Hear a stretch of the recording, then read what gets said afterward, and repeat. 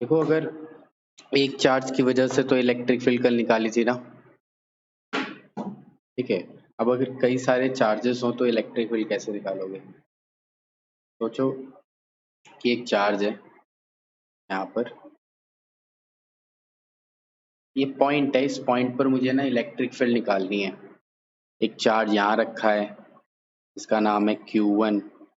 एक चार्ज यहाँ कहीं रखा है, इसका नाम है Q2। एक चार्ज यहाँ रखा है, इसका नाम है Q3। ऐसे करते करते बहुत सारे चार्जेस हैं, n नंबर ऑफ चार्जेस, ठीक है। अच्छा, तो ये पॉइंट पर मुझे इलेक्ट्रिक फील्ड निकालनी है, तो मैं बोलूंगा कि किसी पॉइंट पर बहुत सारे चार्जेस की वजह से इलेक्ट्रिक फील्ड निकालनी है। इसी को हम बोल रहे हैं electric field due to system of charge, ठीक है। अच्छा, तो ये निकालते हैं इसको। तो इस पॉइंट पर मुझे इलेक्ट्रिक फील्ड निकालनी है, तो मैंने क्या किया, यहाँ पर ना एक टेस्ट चार्ज इमेजिन कर लिया, क्योंकि जहाँ भी हमें इलेक्ट्रिक फील्ड निकालनी होती है वहाँ टेस्ट चार्ज रखते हैं, उस पर फोर्स निकालते हैं, फिर फोर्स को इसके टेस्ट चार्ज के मैग्नीट्यूड से डिवाइड कर देते हैं, तो उसी को इलेक्ट्रिक फील्ड बोला जाता है, ठीक है। Electric field force per unit charge को बोलते हैं, ठीक है। एक तरीका है इलेक्ट्रिक फील्ड कहीं प्रैक्टिकली निकालने का। अच्छा, अब इन लाइनों को अगर मैं ज्वाइन करूंगा तो मुझे वेक्टर्स पता लग जाएंगे। ये इस दूरी को मैं बोल देता हूँ R2, इस डिस्टेंस को R1 बोल देते हैं, ऐसे ये R3, और ऐसे बहुत सारे चार्जेस हैं n तक, तो Rn। अब ये जो फोर्स की जो इलेक्ट्रोस्टैटिक फोर्स की डायरेक्शन होती है वह इलेक्ट्रिक फील्ड की भी डायरेक्शन होती है। देखो, इलेक्ट्रिक फील्ड जो है ना वो एक वेक्टर क्वांटिटी है। ये जो E है, ये E एक वेक्टर क्वांटिटी है।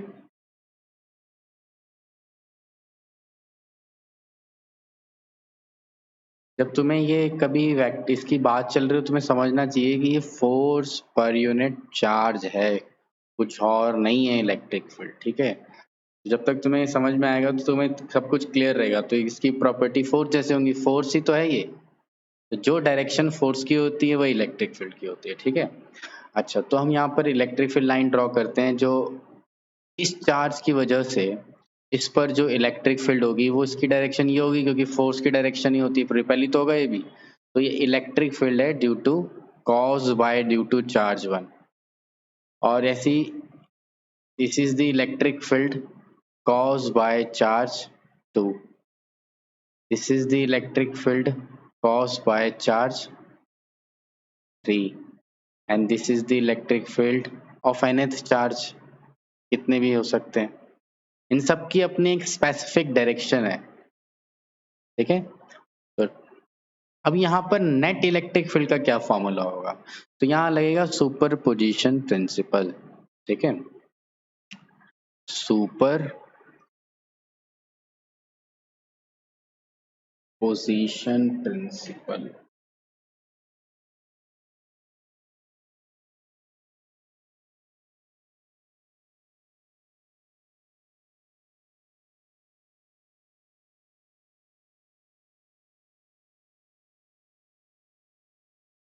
पोजिशन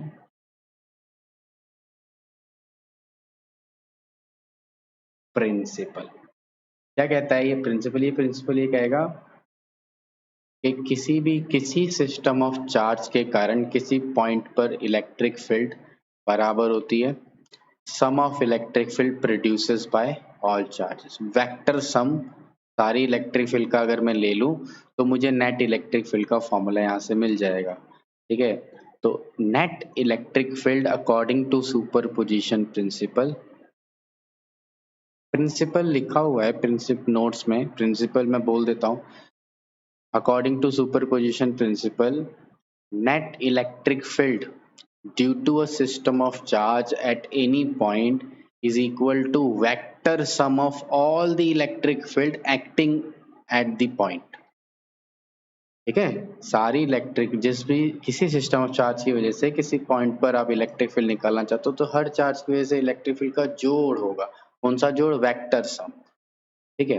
वेक्टर सम में डायरेक्शन का भी ध्यान रखते हैं, एक दो करेंगे अभी केसेस तो बन जाएगा ये। तो E1 पहले चार्ज के कारण इलेक्ट्रिक फील्ड, दूसरे चार्ज के कारण इलेक्ट्रिक फील्ड, इसी तरह से हम इसको जोड़ देंगे कहाँ तक, n तक। ठीक है, इसको ऐसा भी बोला जाता है कि E net is equal to sum of, ठीक है, sum of E, sigma, capital sigma. अच्छा, अब इसी फॉर्मूले में हमको वैल्यू डालनी है। E1 है क्या, E1 क्या होगा? E1 का एक्सप्रेशन में क्या लिखूं? तो E1 होगा, ये रहा चार्ज 1, तो फॉर्मूला ये कहता है, होता है K, वही चार्ज होता है ना सोर्स चार्ज, स्मॉल क्यू बनाना चाहिए।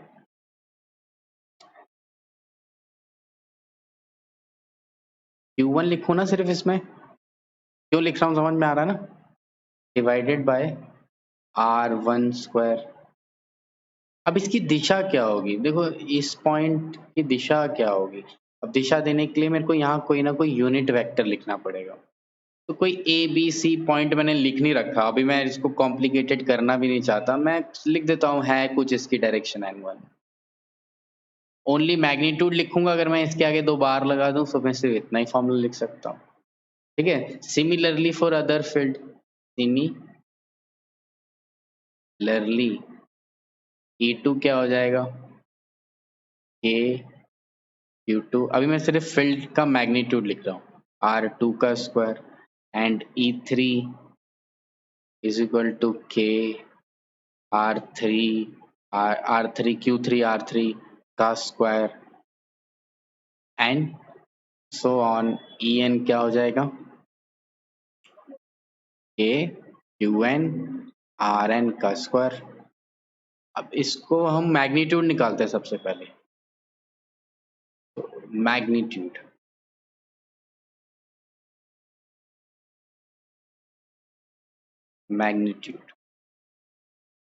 E नेट वेक्टर साइन नहीं लगा रहा तो मैग्नीट्यूड है।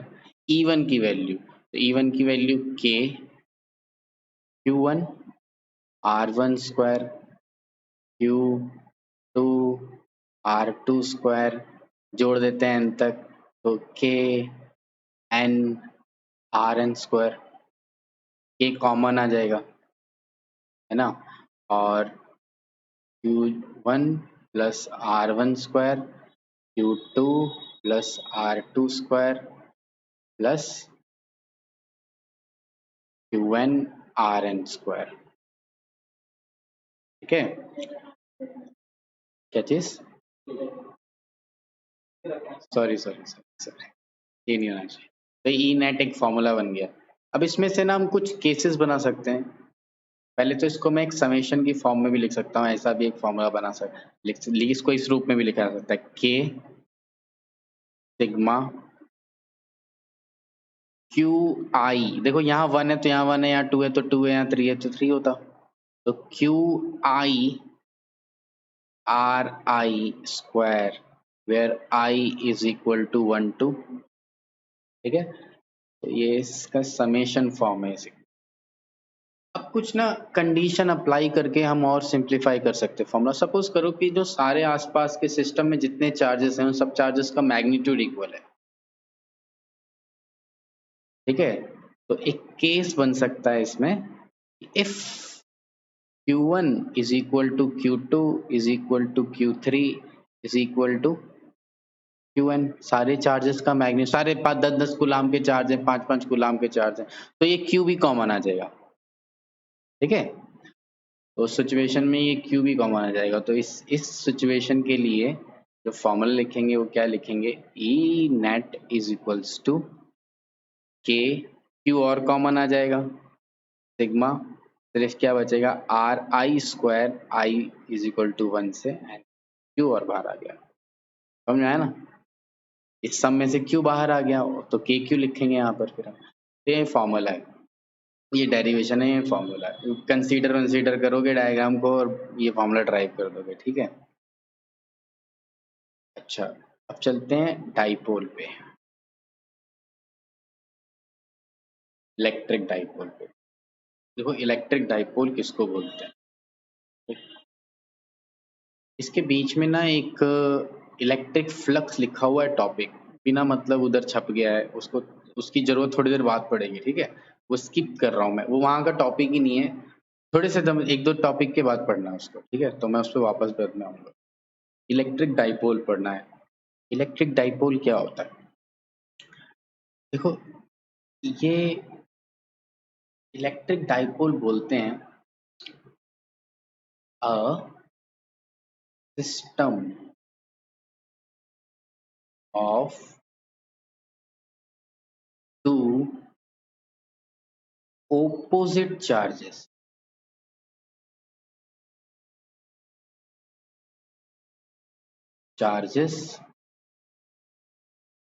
separated by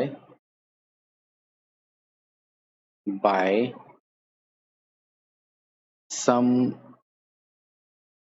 distance।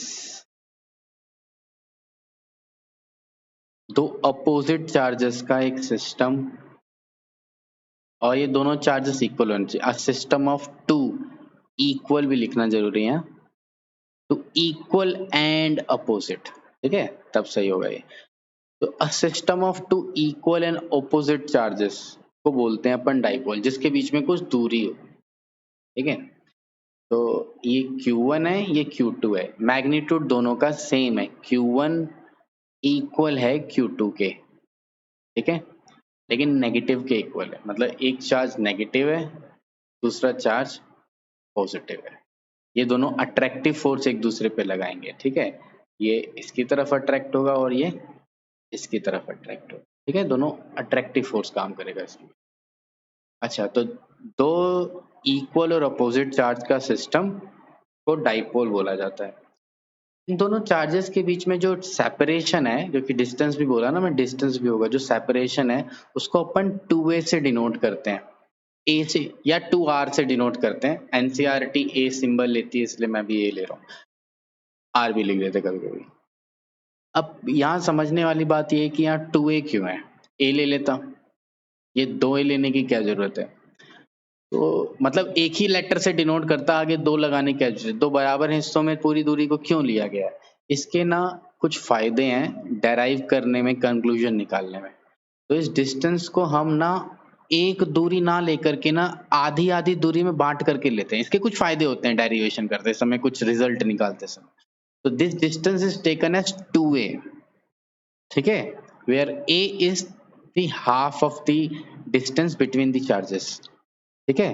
तो इसके बीच में एक मिडल पॉइंट मान लो O, उस O से डिवाइड करोगे तो इस O से इस चार्ज तक की दूरी A है, इस O से इस चार्ज तक की दूरी A है, कुल दूरी 2a है। समझ में आई बात? अच्छा, तो इसको डाइपोल बोलते हैं। एक चीज आती है जिसको बोलते हैं डाइपोल मोमेंट। डाइपोल मोमेंट, ये नाम सुना है? डाइपोल मोमेंट, तो डाइपोल मोमेंट केमिस्ट्री में सुना है, ठीक है। फिजिक्स में अभी डाइपोल मोमेंट पढ़ रहे हैं, जर्नलाइज फिजिक्स में देखो, हम जर्नलाइज करके पढ़ रहे हैं, है ना, हम चार्ज बोल रहे हैं, हम नहीं बोल रहे कि दो अपोजिट चार्ज में एक इलेक्ट्रॉन है एक प्रोटॉन है, हाइड्रोजन का एटम, ऐसा कुछ नहीं बोल रहे, हम स्पेसिफिक नाम नहीं ले रहे, ठीक है।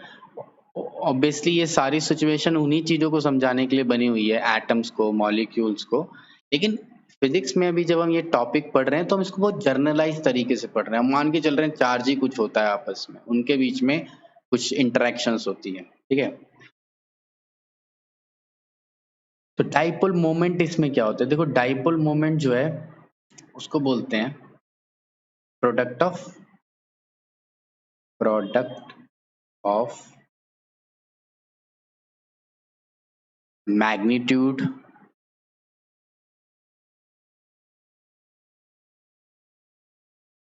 ऑफ चार्ज, एक किसी भी मैग चार्ज का मैग्नीट्यूड, मैग्नीट्यूड मतलब दोनों का मैग्नीट्यूड तो इक्वल ही है ना, तो जो मैग्नीट्यूड है वो magnitude and distance of separation या सेपरेशन। तो सेपरेशन और चार्ज के मैग्नीट्यूड को अगर मल्टीप्लाई कर दो, प्रोडक्ट ले लो, तो आप डाइपोल मोमेंट बता दोगे। तो डाइपोल मोमेंट बराबर है किसी एक चार्ज का मैग्नीट्यूड, सपोज करो ये मैग्नीट्यूड q है, ठीक है, इनका मैग्नीट्यूड इक्वल है, मैग्नीट्यूड इक्वल है, और सपोज इनका मैग्नीट्यूड कुछ q है, तो q इंटू 2a, ठीक है। इसको लेटर P से डिनोट करते हैं, स्मॉल p कैपिटल P, जो मन करे वो P ले लो, जब जरूरत होगी तो छोटा p बड़े p में अंतर आ जाएगा। अच्छा, तो चार्ज इंटू 2a। अच्छा, ये एक वेक्टर क्वांटिटी है, ठीक है, ये एक वेक्टर क्वांटिटी है, इसकी डायरेक्शन क्या होगी, इसकी डायरेक्शन क्या होगी? इसकी डायरेक्शन देखो, इसकी डायरेक्शन एक तो है कि मैं q और 2a से समझाऊं, इसकी डायरेक्शन क्या होगी?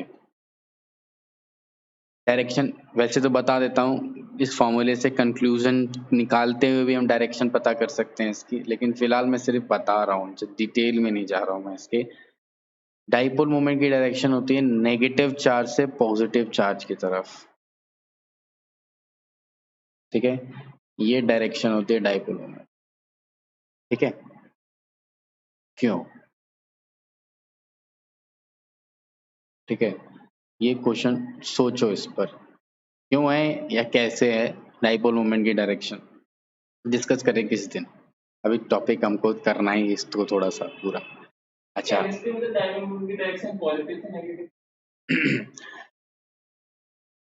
केमिस्ट्री में जब वो बता रहा था ना, तो ही मैं एक क्लास में रुक के बताया था कि देखो कुछ ऐसा है जो बदल जाएगा, मैंने एक जगह बोला था, बस जब भी बताता हूँ बोलता हूँ, लेकिन तुम्हें फर्क नहीं पड़ता, तुम ऐसे ही ले लो, ये बोलता हूँ मैं। केमिस्ट्री में जैसे मान ले हाइड्रोजन है और ये क्लोरीन है, तो ये इलेक्ट्रॉन क्लोरीन खींच लेता है, तो हम बोलते हैं ये पॉजिटिव चार्ज हो गया और ये नेगेटिव चार्ज हो गया।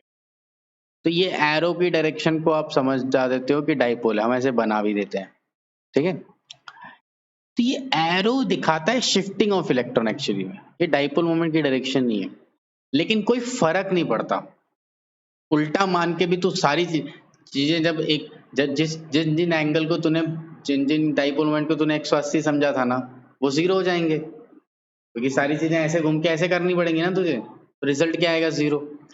फर्क नहीं पड़ता, कोई इससे फर्क नहीं पड़ता तो किधर माने, इसीलिए चल जाता है वहां पर काम, इलेक्ट्रॉन की शिफ्टिंग बोलते इसी को मान लो, चलने दो। समझ में आई बात? असल में क्या है डायरेक्शन? नेगेटिव से पॉजिटिव की तरफ।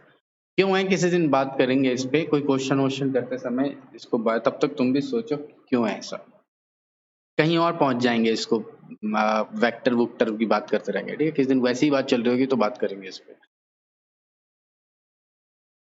क्योंकि देखो तुमने, थोड़ा सा मैं जाता हूँ, जैसे मान लो वेक्टर आर है और ये दो वेक्टर इससे बनता है, तो हम बोलते हैं वेक्टर जो आ रहे हैं ना, इसके क्रॉस प्रोडक्ट से आया है, तो ना इन दोनों से ही इसकी डायरेक्शन का पता चलेगा, स्क्रू रूल लगाते थे, ठीक है, वैसा कुछ इसमें भी करेंगे, रूल्स लगा के इसकी डायरेक्शन भी निकाल सकते हैं, लेकिन फिलहाल तुम मानो नेगेटिव से पॉजिटिव है, और किसी और दिन ये डिस्कशन लेंगे, ठीक है, कहाँ से कहाँ डायरेक्शन होती है, नेगेटिव टू पॉजिटिव। चलो आगे बढ़ो। अब हमको एक डेरिवेशन मिलेगी तुम्हें बुक में, axial electric field eight axial point of dipole. अब ये एक्सियल पॉइंट क्या होता है? देखो सपोज ये एक डाइपोल है, ठीक है, चार्ज 1 चार्ज 2 और सेपरेटेड बाय डिस्टेंस 2 है, ठीक है। अब हमको ना एक पॉइंट P है, ये पॉइंट P O से डिस्टेंस R पे, डाइपोल के बीच में जो डिस्टेंस है, ओरिजिन बोल दो चलो, ओरिजिन से R डिस्टेंस पर एक पॉइंट माना P, ठीक है। इस P पॉइंट पर मुझे इलेक्ट्रिक फील्ड निकालनी है, और ये जो P पॉइंट है ना, ये एक्सियल लाइन पे, ये जो डाइपोल के बीच में जो लाइन है ना, अगर इसी लाइन पे मैं आगे बढ़ जाऊं, इसी लाइन पे मैं ऐसे आगे बढ़ जाऊं, तो इसको बोलते हैं एक्सियल लाइन, ठीक है। This line is called axial line, ठीक है। इस एक्सियल लाइन पे किसी भी पॉइंट पर मेरे को इलेक्ट्रिक फील्ड का एक्सप्रेशन ड्राइव करना है, ठीक है। तो कहीं भी तुम इस तरफ भी मान सकते थे, इसको इस तरफ भी मान सकते, ठीक है। मैंने इस तरफ मान लिया। अब इसको डराइव कैसे करेंगे, किस तरह से इसको डराइव करना है वो देखो जरा तुम। चलो तो तो लेट या suppose let a system of charge a dipole. और क्या होता है डाइपोल, क्या होता है? A system of two equal and opposite charges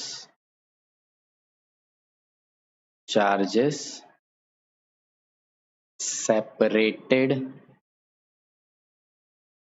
by some distance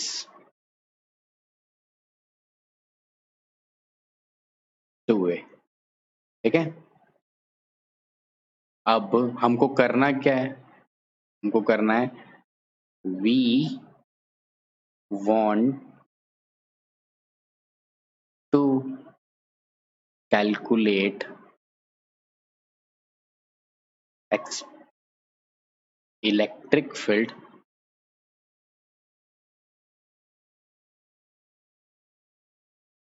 at axial point P at distance r from O, ठीक है। तो हमने मान लिया, तो हम क्या करेंगे, तो नाउ पहले हम इलेक्ट्रिक फील्ड देखते हैं कि भाई किसकी किसकी इलेक्ट्रिक फील्ड कहाँ कहाँ बन रही है। तो ये जो चार्ज है Q1, सपोज ये वाला पॉजिटिव चार्ज है, ये वाला पॉजिटिव चार्ज है और ये वाला नेगेटिव चार्ज है। ये वाला पॉजिटिव चार्ज है और ये वाला नेगेटिव चार्ज है। तो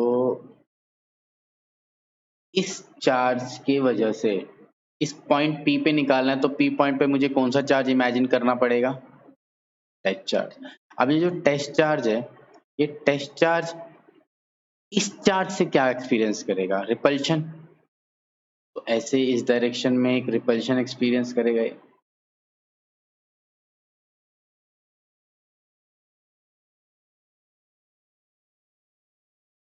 तो ये होगी इलेक्ट्रिक फील्ड किसके कारण, चार्ज इस पॉइंट चार्ज 1 के कारण, ठीक है।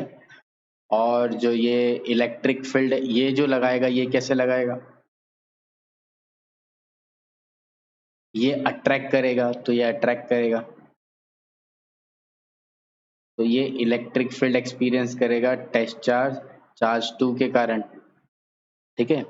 मैंने इस एरो को थोड़ा छोटा, इसको थोड़ा बड़ा क्यों बनाया, क्योंकि इलेक्ट्रिक फील्ड जो है वो उसका फॉर्मूला है K Q by R square, R और क्यू पे डिपेंड करती है। क्यू तो दोनों का सेम है, लेकिन दूरी अलग अलग है। दूरी कम होगी तो इलेक्ट्रिक, दूरी ज्यादा होगी तो इलेक्ट्रिक फील्ड कम हो जाएगी। तो वो थोड़ा सा नाप के नहीं बनाया है, लेकिन इंट्यूशन है कि भाई हमको पता है कि ये कम ज्यादा है, दिखाने का तरीका है। समझ में आई बात? अच्छा, तो अब हम पहले तो इनके एक्सप्रेशंस निकालते हैं, ठीक है। इन पॉइंट्स को हमने नाम तो दे ही रखा है। Now electric field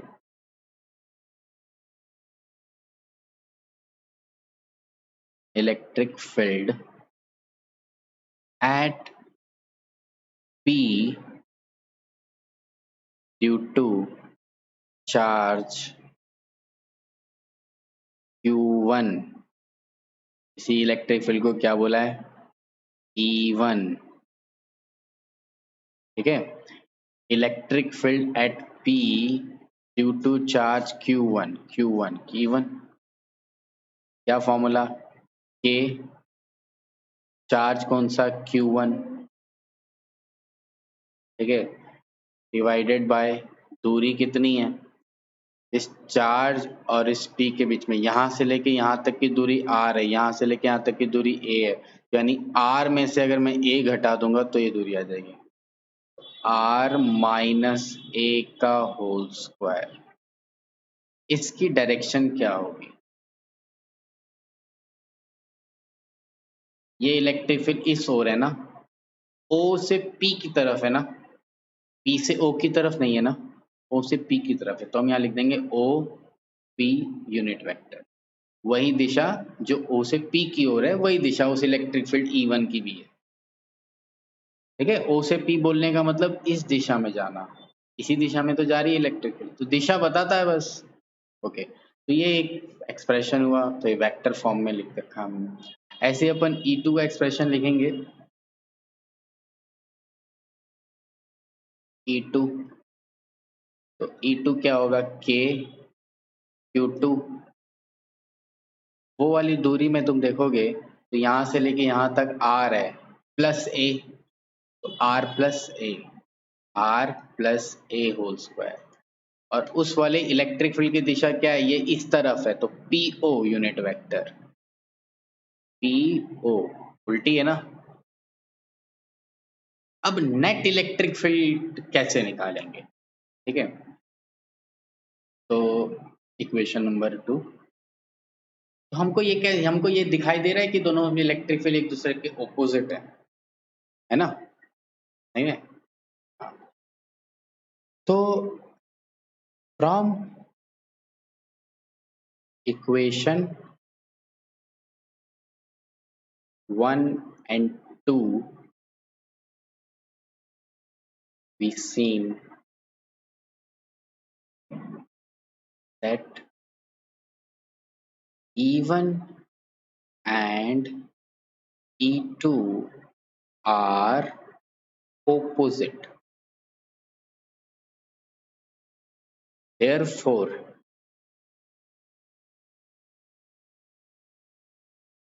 net electric field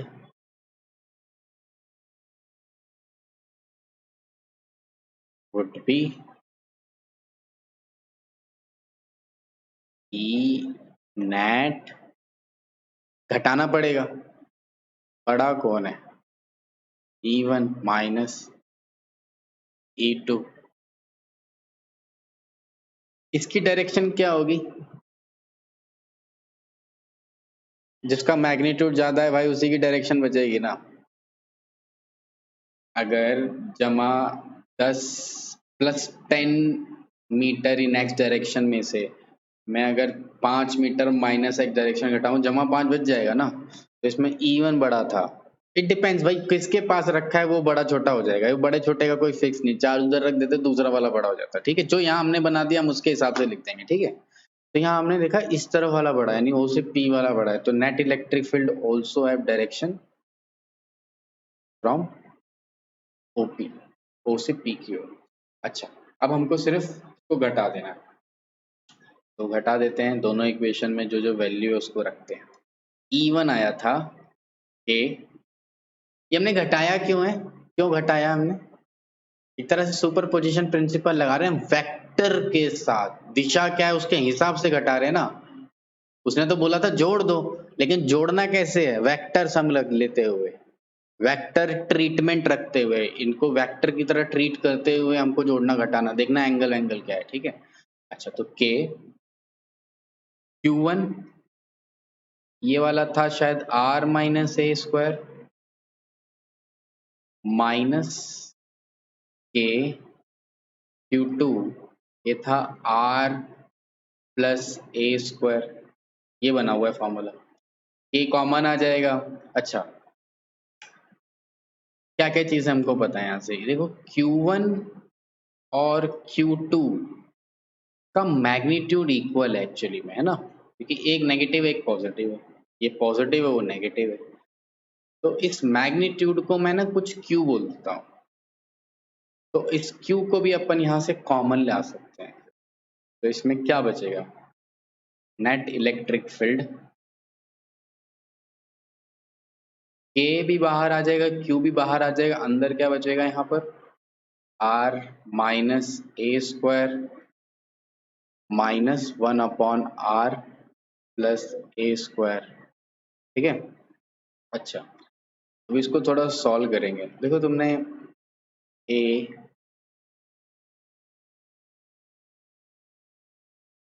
तुमने फॉर्मूला ए प्लस बी और ए माइनस बी तो जानते हो कि इसको फॉर्म में लिखा जाता है ना।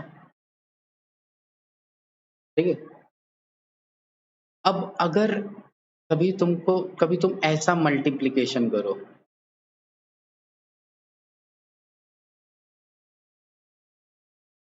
ए माइनस बी स्क्वायर भी लगा इन पे और ये ए स्क्वायर प्लस बी, कभी ऐसा हो तो इसको लिखते हैं अपन ऐसे ए माइनस बी स्क्वायर और आ जाता है, यहाँ स्क्वायर नहीं है ना ऊपर, यहाँ स्क्वायर आ जाएगा। इसको लेते हैं आगे, एलसीएम लूंगा तो नीचे यही टर्म बनेगी, ऐसा ही कुछ R square minus A square whole square. ऊपर बनेगा, ऊपर मैं इन दोनों वैल्यूज को लेके जाऊंगा, यहाँ घट जाएगा, यहाँ पर पॉजिटिव बच जाएगा आर ए होल स्क्वायर, यहाँ माइनस वाला बचेगा R minus A whole square.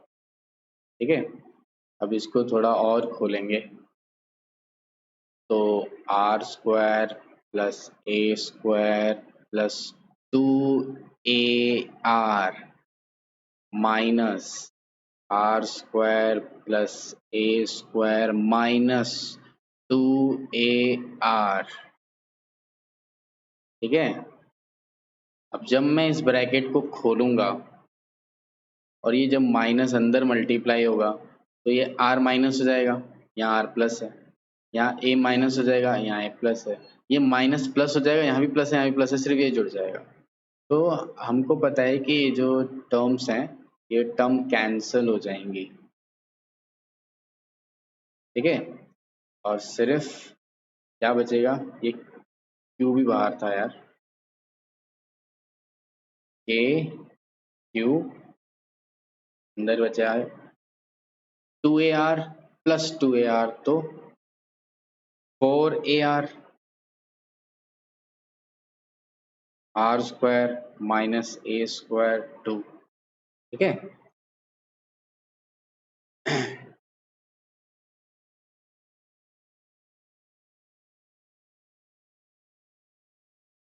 बताओ, याद दिलाओ क्या था क्वेश्चन, कहाँ तक पहुंचा।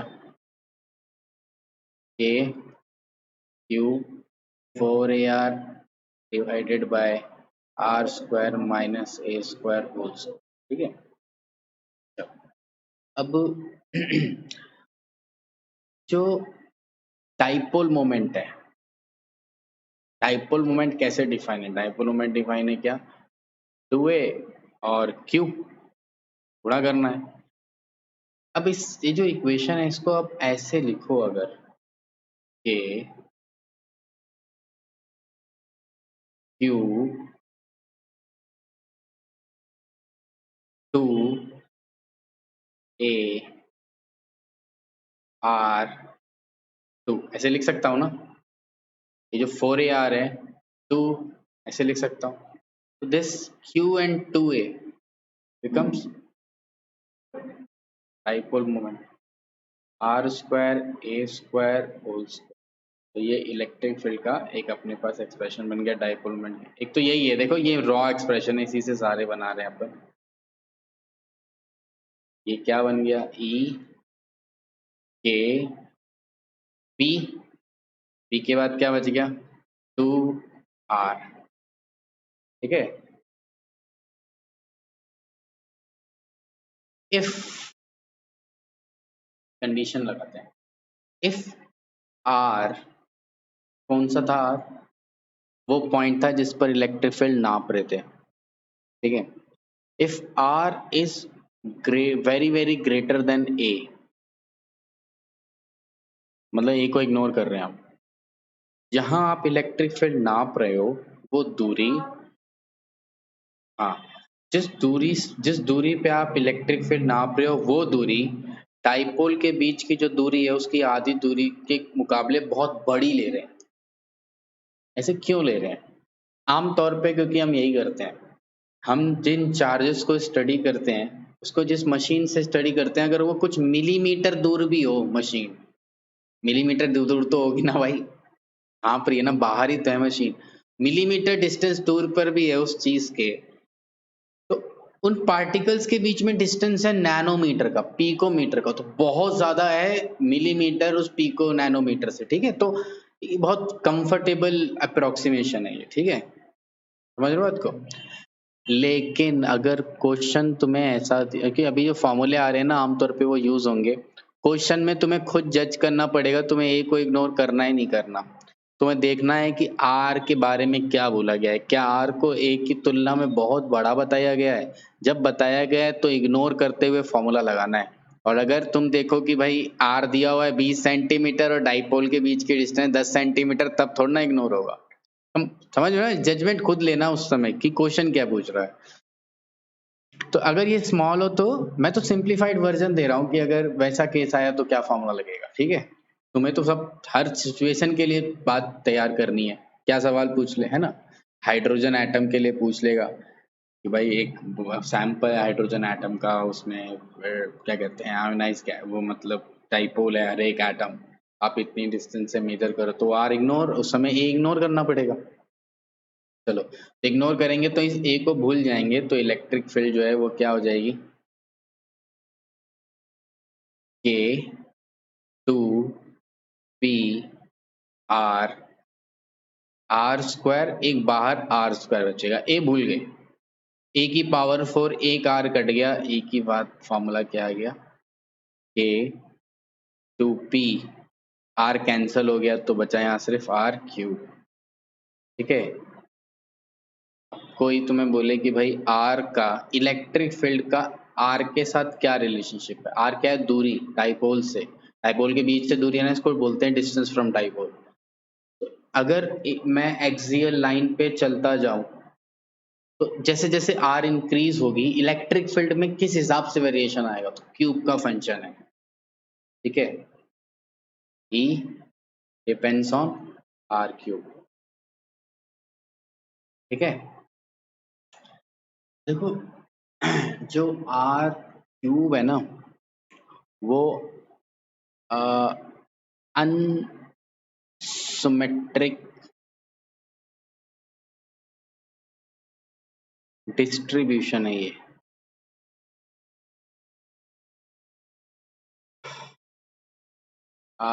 जो ग्राफिकली ग्राफ अगर तुम आर क्यूब का बनाओगे तो दो ग्राफ ब्रेक रखे होते हैं, ठीक है। तो पूछे कोई कैसे वेरी करता है आर के साथ, तो इस फॉर्मूले के हिसाब से आर क्यूब से वेरी करता है।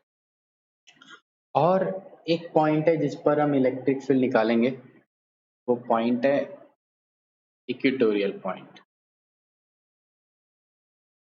इक्वेटोरियल पॉइंट समझो कि ये डाइपोल है, अभी हमने कहा निकाला एक्सियल पॉइंट पे, अभी निकालेंगे इक्वेटोरियल पॉइंट। इक्वेटोरियल पॉइंट किसको बोलते हैं, इक्वेटोरियल पॉइंट है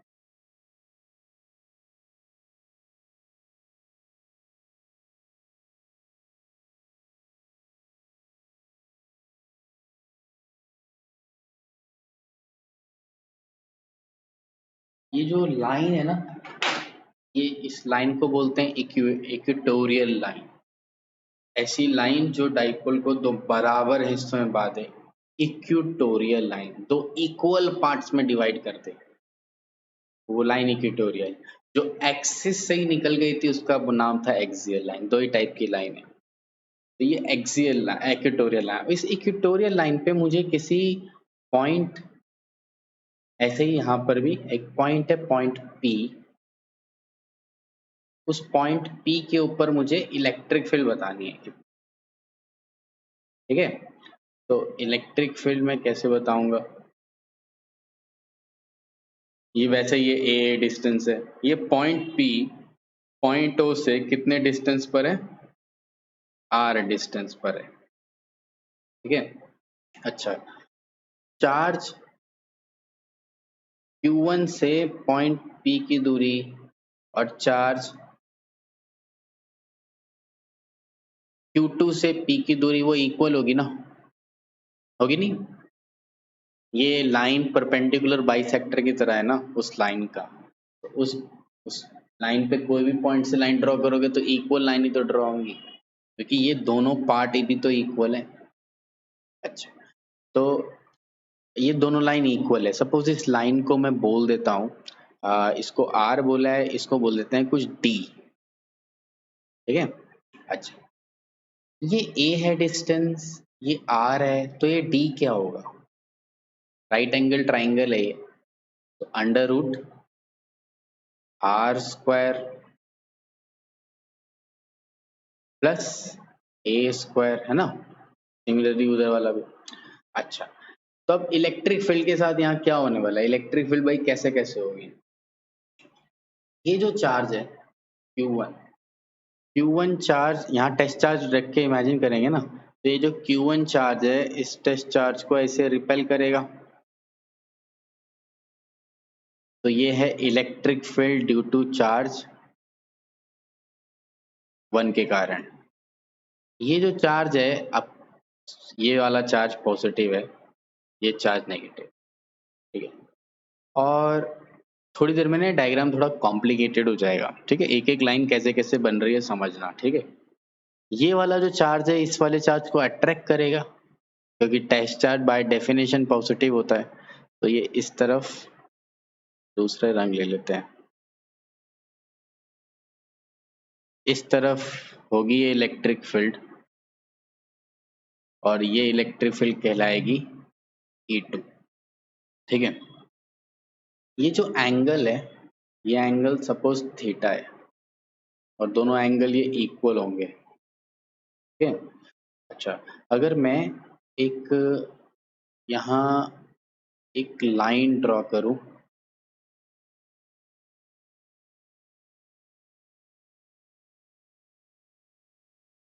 तो ये लाइन थीटा नहीं होगी, ये लाइन, ये एंगल, सॉरी, ये एंगल थीटा नहीं होगा। ये लाइन और ये लाइन पैरेलल है, तो ये एंगल के बराबर होगा ना ये एंगल, ये एंगल। अरे दो पैरेलल लाइन है, तो अगर ये एंगल और ये एंगल इक्वल नहीं होते, वही तो बना हुआ है, ये एक लाइन है, ये दो पैरेलल लाइंस हैं। हाँ, 10वीं में होता है, 9वीं में होता है, ये पता नहीं कौन सी क्लास में होता है, होता तो है। तो ये एंगल है थीटा, और ये एंगल थीटा है, ये एंगल भी थीटा है, ये दोनों एंगल थीटास हैं। अब ये इलेक्ट्रिक फील्ड जो है ये एक एंगल थीटा पे लगी हुई है। अब क्योंकि ये एक एंगल थीटा पे लगी हुई है, तो इस इलेक्ट्रिक फील्ड के दो कंपोनेंट होंगे, एक इस डायरेक्शन में और एक इस डायरेक्शन में। तो ये जो इलेक्ट्रिक फील्ड है E1, इसका एक कंपोनेंट होगा इस डायरेक्शन में, ठीक है। तो क्या होगा? E1, हाँ, E1 cos थीटा। अच्छा, और इसका एक कंपोनेंट होगा कहाँ? ऊपर की तरफ, ये होगा E1 साइन थीटा। और ये जो नीचे वाली फील्ड है, जो नीचे जो जिसकी डायरेक्शन नीचे की तरफ है, उसका भी एक कंपोनेंट इस डायरेक्शन में होगा, उसका नाम होगा E2 cos थीटा।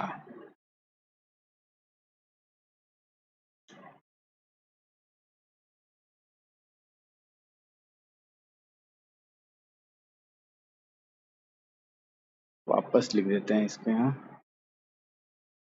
कि भाई ये डिस्टेंस t है, ठीक है, और फॉर्मूला बाद में लिख लेंगे, ठीक है, यहाँ ज्यादा खराब हो जाएगा ये तो इसके दो कंपोनेंट है। इसका अच्छा, इसका दूसरा वाला जो कंपोनेंट है जो नीचे की तरफ है, वो नीचे की तरफ ये रहा, ठीक है। दिस इज कॉल्ड E2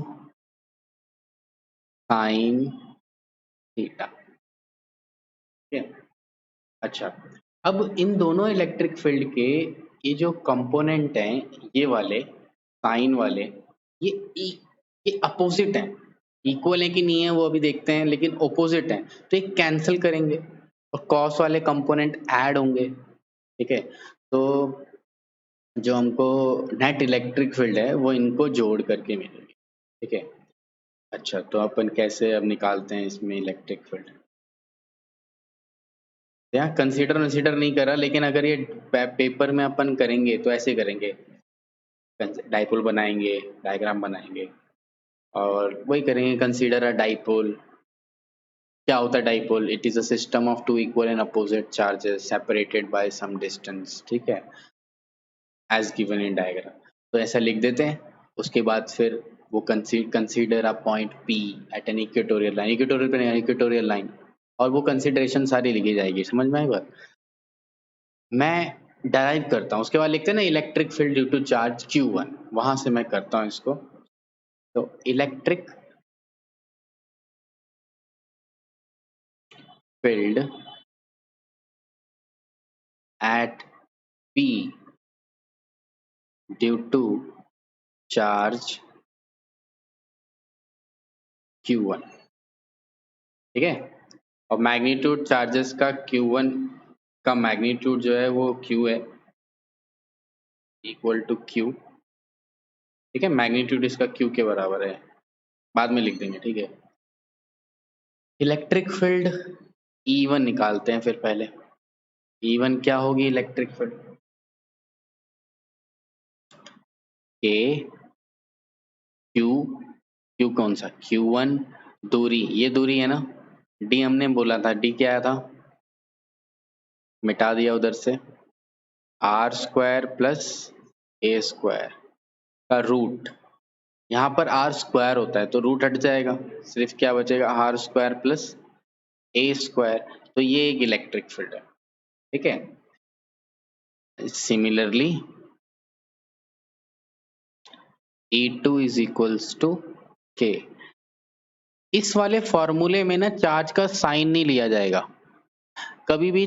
ऐसा कोई फॉर्मूला है जिसमें चार्ज जिस जो वेक्टर और स्केलर का तुम्हें अगर डिफरेंस हो तो वेक्टर क्वांटिटी में, वेक्टर क्वांटिटी को जब कैलकुलेट करोगे तो चार्जेस का साइन नहीं लेना। क्यों?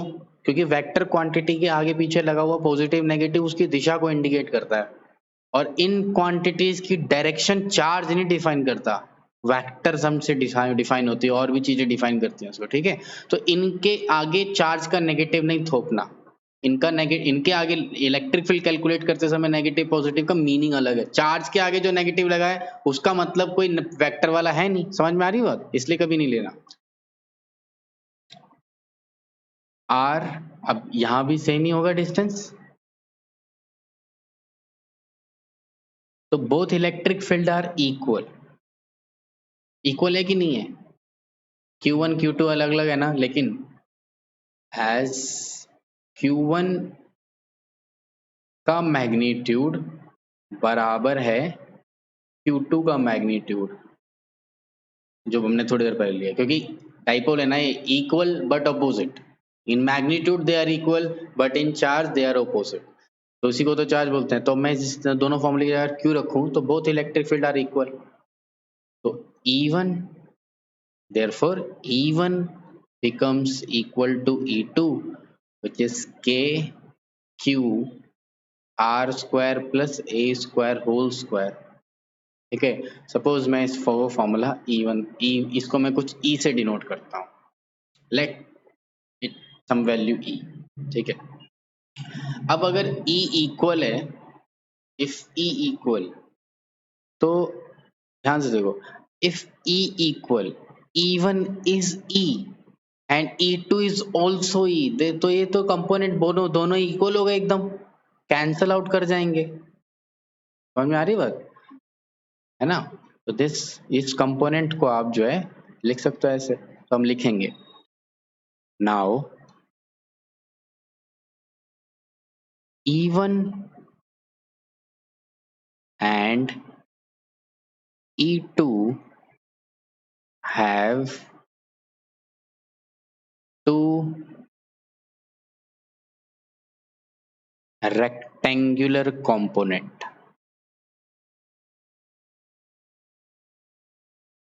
कंपोनेंट।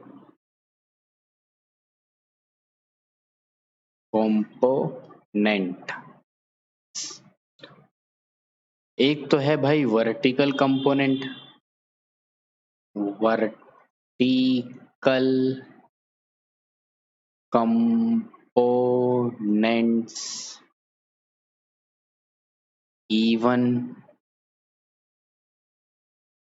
ये है इवन का वर्टिकल कंपोनेंट, ठीक है।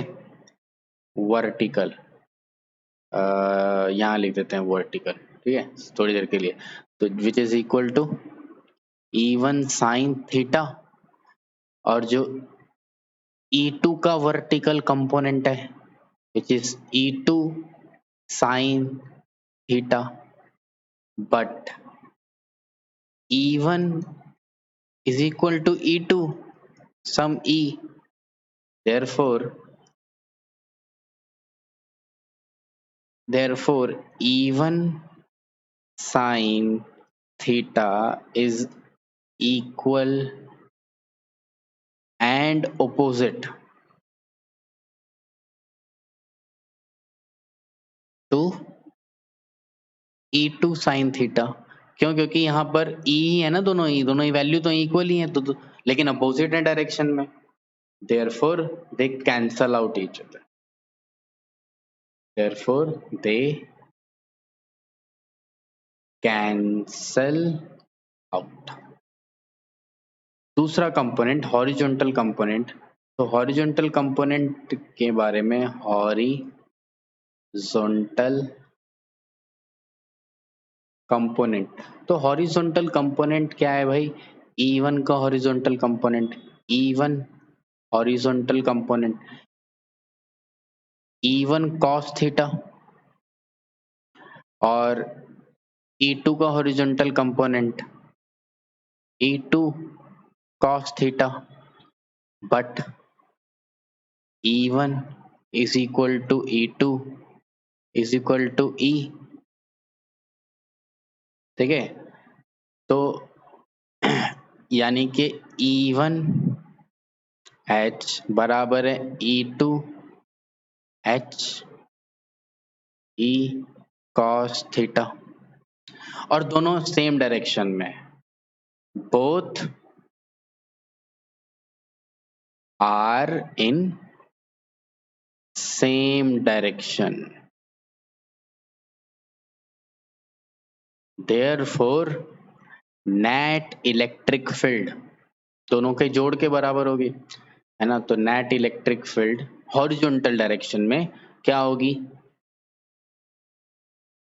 E1H प्लस E2H, दोनों के हॉरिजॉन्टल कंपोनेंट जोड़ दो, तो क्या बना? E1 या E cos theta plus E cos theta, यही तो बनेगा, दोनों तो सेम ही है ना। तो क्या हो जाएगा? E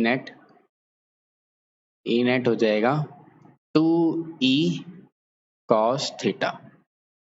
E का फॉर्मूला क्या है?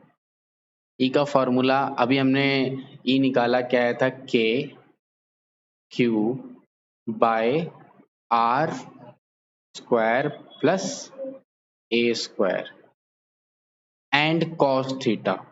तो cos थीटा के लिए डायग्राम पे वापस आते हैं। cos theta, this is theta, base upon hypotenuse होता है ना, तो बेस अपॉन में हाइपोटेनियस, तो हाइपोटेनियस तो D है, हाइपोटेनियस D, तो A by D, A by D, D what is D? Under root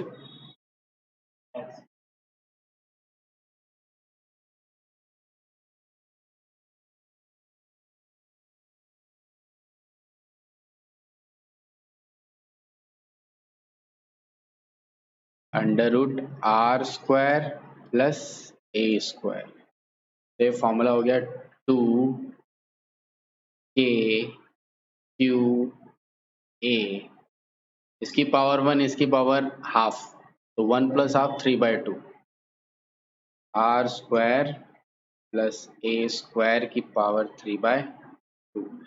देखो Q और 2 और A मल्टीप्लाई है तो दिस कैन बी, इसको भी ऐसे लिख सकते हैं ना, KP, because P is Q into 2A, 2 भी है, A भी है, R square plus A square. Net direction क्या होगी इसकी?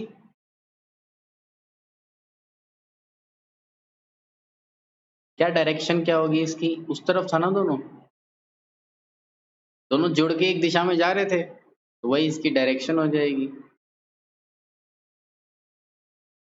तो डायरेक्शन क्या लिखते हैं? डायरेक्शन लिखते हैं, देखो ये वाला पॉइंट O था, ठीक है, इस पॉइंट को अपन A और इस पॉइंट को अगर B बोल दें तो O से B की तरफ डायरेक्शन है, तो यहाँ लिख देंगे OB यूनिट वेक्टर, ठीक है।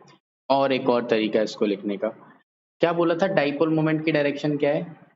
नेगेटिव चार्ज से पॉजिटिव चार्ज की, है ना। तो डाइपोल मोमेंट की डायरेक्शन है नेगेटिव चार्ज से पॉजिटिव चार्ज की तरफ, और इलेक्ट्रिक फील्ड उल्टी है ना डाइपोल मोमेंट की, तो अपन ऐसे लिख देंगे कि इसको ऐसे भी लिखा जा सकता है, E is equal to net वाला K P R square plus A square की 3/2। P का जो यूनिट वेक्टर है, यूनिट वेक्टर ऑफ P अगर लिखूं तो क्या हो जाएगा, डाइपोल की दिशा, लेकिन ये डाइपोल के अपोजिट था ना, डाइपोल की डायरेक्शन इधर थी, है ना, और वो उधर था, तो मैं लिखना चाहूंगा -P। जैसे आई का मतलब plus J direction, I minus का मतलब minus J, minus X direction, plus X direction, minus X direction, बिल्कुल वैसे ही हम माइनस लिख देंगे, तो this is the direction, this negative denotes the direction of electric field is opposite as the direction of dipole moment of the dipole। समझ में आया? तो ये एक तरीका ये भी है लिखने का। नेगेटिव का अर्थ समझ में आ रहा है, दिशा है इसका मतलब। इसमें भी वो अप्रोक्सीमेशन लगा सकते हो, इफ ऑब्जर्विंग पॉइंट बहुत दूर हो, if R is very very greater than A, then E, इस ए को इग्नोर कर देंगे, 3/2 आर से 2 तो कट जाएगा, सिर्फ आर क्यूब बचेगा, तो के पी बाय आर क्यूब, ठीक है। यहाँ वेक्टर नहीं लिखा, तो ये दोनों डेरिवेशंस थी, ठीक है।